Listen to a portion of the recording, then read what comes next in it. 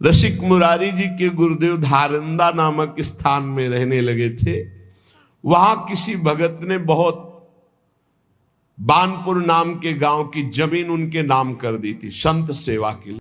उन दिनों बानपुर में एक नया जो नवाब वो आया, वो बड़ा दुष्ट स्वभाव का था। उसने आकर देखा इतनी सुंदर लहलहाती अन्न की खेती और किसी की नहीं, किसकी है?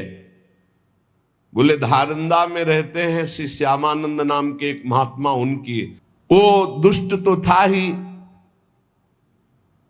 आया आश्रम और बड़ा दुर्वचन बोला। नवाब था और आदेश कर लिया कि इनकी सारी संपत्ति अपहरण कर ली जाए, राज कब्जे में ले ली जाए। श्यामानंद जी ने विचार किया कि इस जमीन को कैसे छुड़ाया जाए, इससे तो बहुत से संतों का रोज भंडारा होता था। तो गुरु जी को अपने शिष्य की महिमा याद आई, रसिक मुरारी की। अब उसके यहां भेजा रसिक मुरारी जी को कि आप जाओ दुष्ट के पास।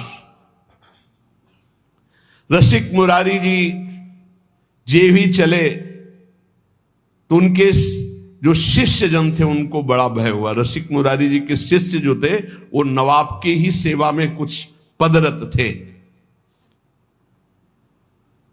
मुनीम जिसे कहते हैं, मुंशी मुनीम आदि पदों पे।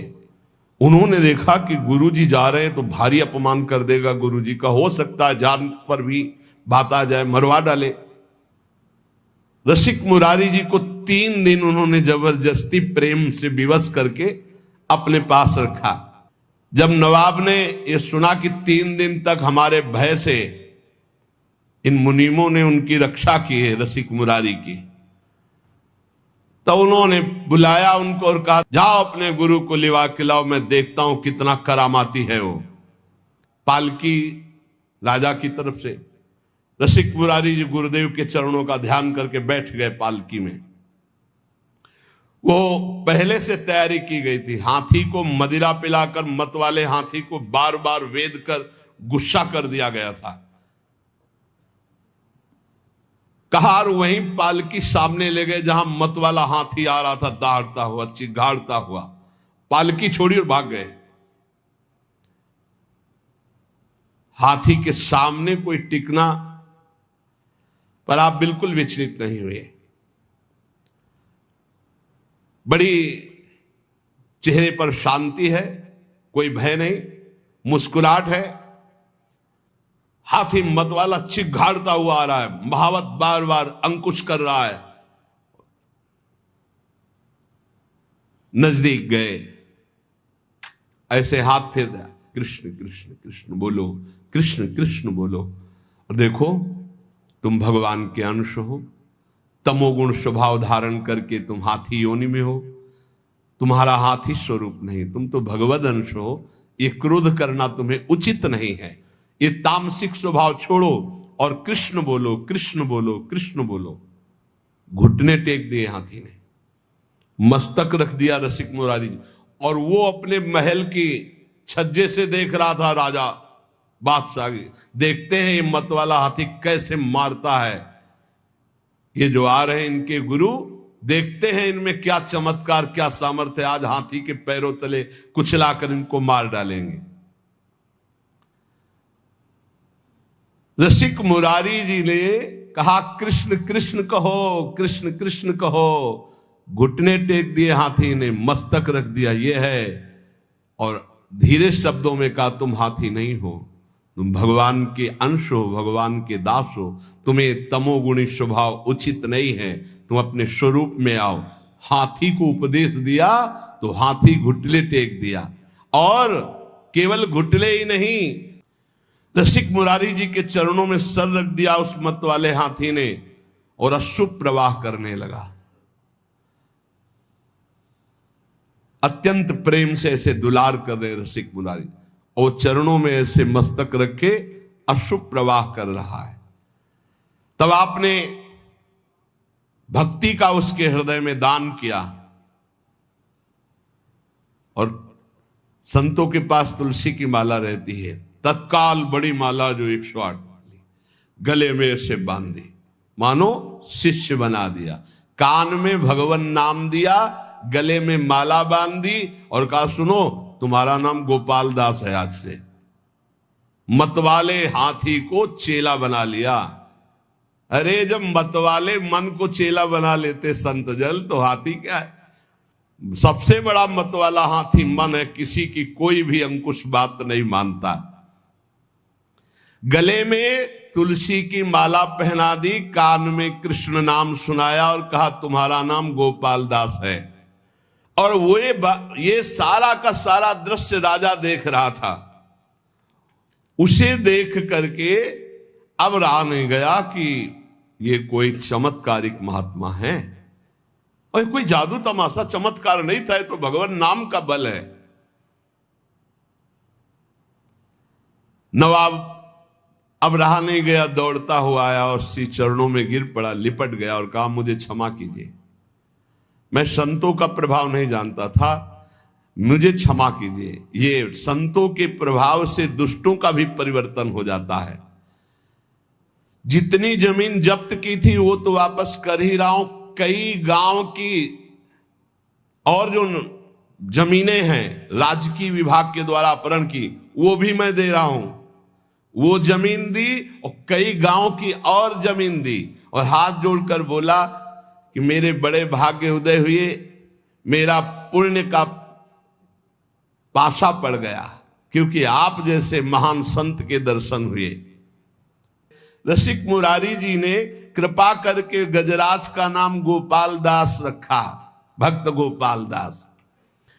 अब वो गजराज पीछे पीछे जैसे गाय के पीछे बछड़ा चलता है, ऐसे रसिक मुरारी के पीछे पीछे चल पड़ा। अब तो बड़ा आनंद, संत सेवा होती, प्रसाद जूठन मिलती गजराज गोपाल दास जी को, बड़ा भाव। संत समाज जो संतों को देखते थे ही आगे के पैर तोड़कर घुटने के बल होकर प्रणाम करते हैं।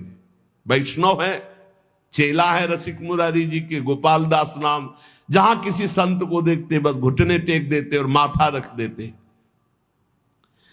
अब वो बंजारों के यहां बोरे के बोरे चावल दाल आदि लाद कर संतों की जमात में जो लाने होते, तो चलो गोपाल दास सेवा है, संत सेवा, तो बस जितना भी जो कुछ है वो सब लाद करके गोपाल दास के संत सेवा की सामग्री।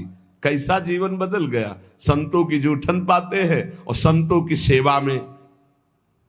एक बार सभी बंजारे मिलकर गोपाल दास जी के गुरुदेव श्री रसिक मुरारी के स्थान पर आकर कहा, ये गोपाल दास जी हमारा माल छान जाते हैं, अब लाना एक बोरा है तो एक बोरा वही साफ कर दिया, उठाया और सब पा गए और एक बोरा लाद करके ले आए, तो बोले घाटा तो हमारा हो ही जाता है। गोपाल दास जी का नियम था कि कभी स्थान में कोई विशेष महोत्सव, भोज भंडारा हो, संतों की पंक्ति हो, तो जब सब संत भोजन पाके उठ जाते थे तब आप वहां जाते हो, चाटते थे संतों का शीत प्रसाद। कितना सौभाग्य हो, भाग्य। रसिक मुरारी जी ने कहा कि देखो तुम वैष्णव हो गए हो, सब तुम्हारे आचरण ठीक है, लेकिन एक आचरण गलत है। तुम जो वहां लेने जाते हो उतने लिया करो, तुम ज्यादा दूसरा बोरा का अन्न क्यों खा जाते हो? और एक तो अमनिया है, वैष्णव को अमनिया नहीं खाना चाहिए।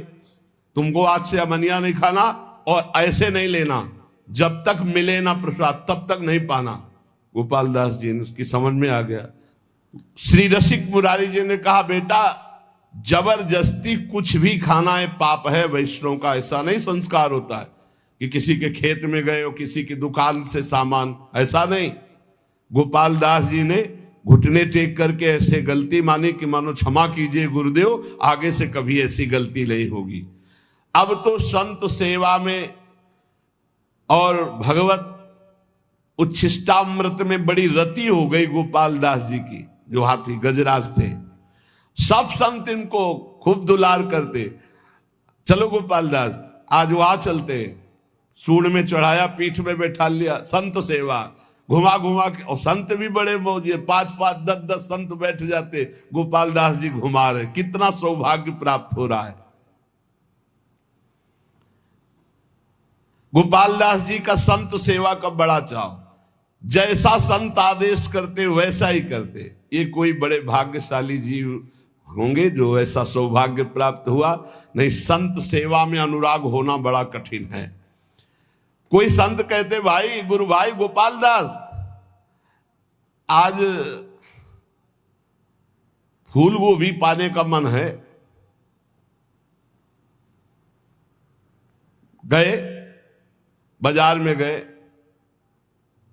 फूल गोभी की तरफ सूंड करते ऐसे,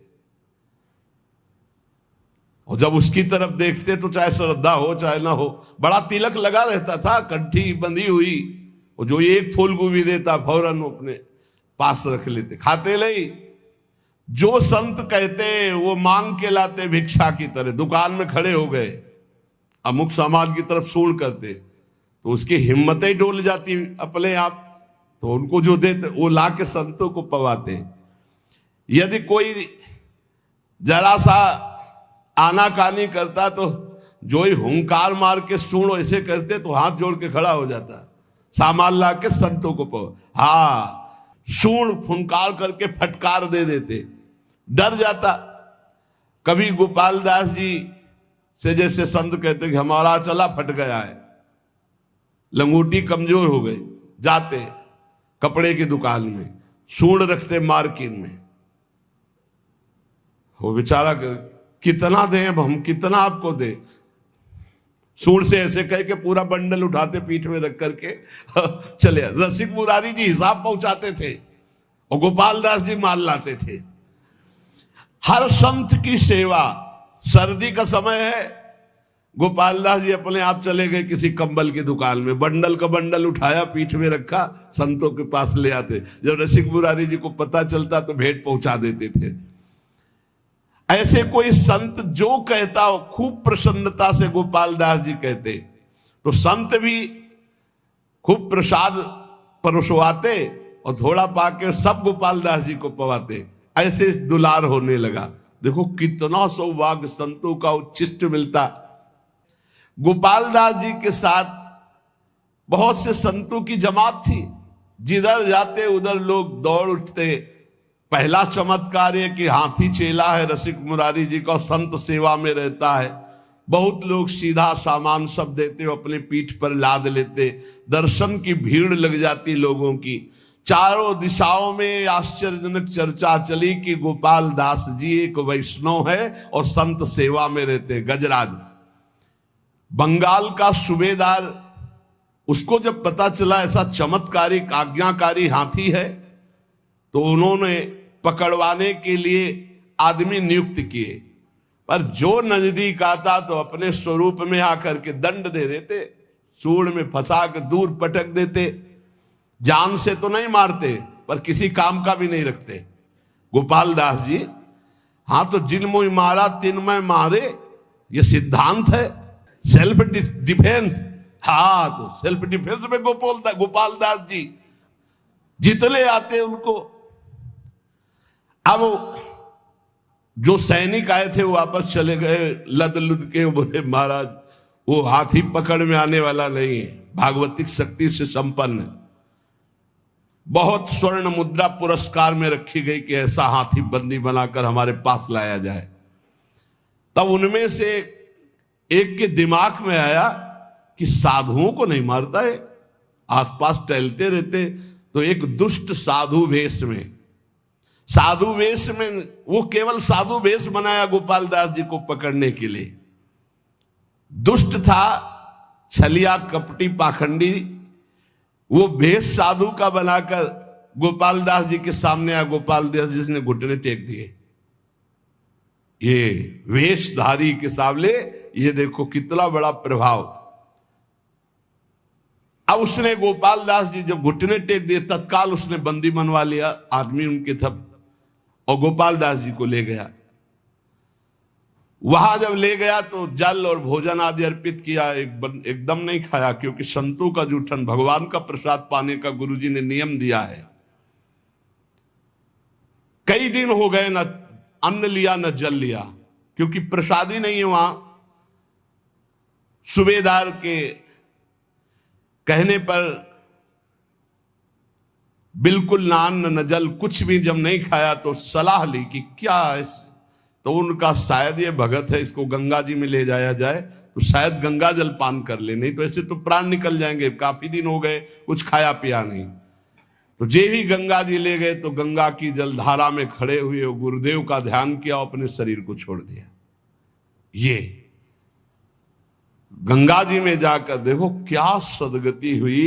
एक कहां तमोगुणी हाथी शरीर और कहां इतनी बड़ी निष्ठा कि गुरुदेव ने कहा कि बिना भोग लगाए अमनिया नहीं पाते, तुम बंजारे के यहां से अमनिया नहीं, ऐसे नहीं पाया। उस दिन से छोड़ दिया था, जल और प्रसाद ही पाते जो भगवद अर्पित, अन्यथा नहीं। अब वहां कहां भगवद अर्पित वैष्णव का मिले, इसलिए जब उनको विचार करवाया गया कि वैष्णव शायद ऐसे ना पिए तो गंगा जल तो पी लेगा, भगवान का चरणामृत है गंगा जल, तो गंगा जी में ले गए। तो वहीं खड़े होकर गुरु जी का ध्यान किया और जोर से पुकारा कृष्ण, और अपने शरीर का त्याग कर दिया। अर्थात भगवत प्राप्त महात्मा की जो सदगति, वही सदगति गोपाल दास जी की हुई।